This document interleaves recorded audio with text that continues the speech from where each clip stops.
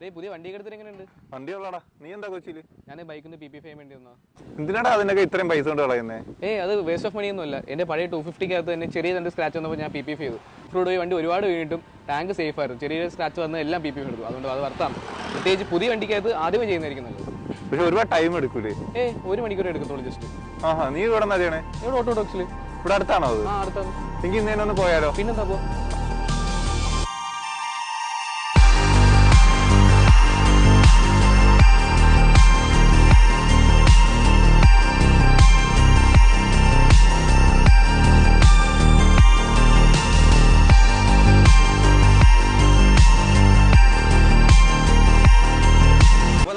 നമ്മുടെ വണ്ടികൾ PPF coating complete ആയിട്ടുണ്ട്. നമ്മൾ ഈ രണ്ട് വണ്ടിയിലും ഗ്ലോസി ആയിട്ടുള്ള PPF ആണ് ഒടിച്ചേക്കുന്നത്. PPF തന്നെ നമുക്ക് ബ്ലാക്ക് കളറിലും ട്രാൻസ്പെറന്റും ഇവിടെ അവൈലബിൾ ആണ്. രണ്ട് ടൈപ്പ് PPF നമുക്ക് മാറ്റിലും ഗ്ലോസിയിലും അവൈലബിൾ ആണ്. PPF കൂടാതെ തന്നെ interior exterior detailing, ceramic coating, graphene coating, diamond coating എല്ലാം ഇവിടെ തന്നെ അവൈലബിൾ ആണ്. മാത്രമല്ല ഈ പറഞ്ഞ കാര്യങ്ങളെല്ലാം നമുക്ക് 2 ഇയർ വാറണ്ടിയും 5 ഇയർ വാറണ്ടിയും ഓട്ടോഡോക്സ് തന്നെ ചെയ്ത് കൊടുക്കുന്നത്.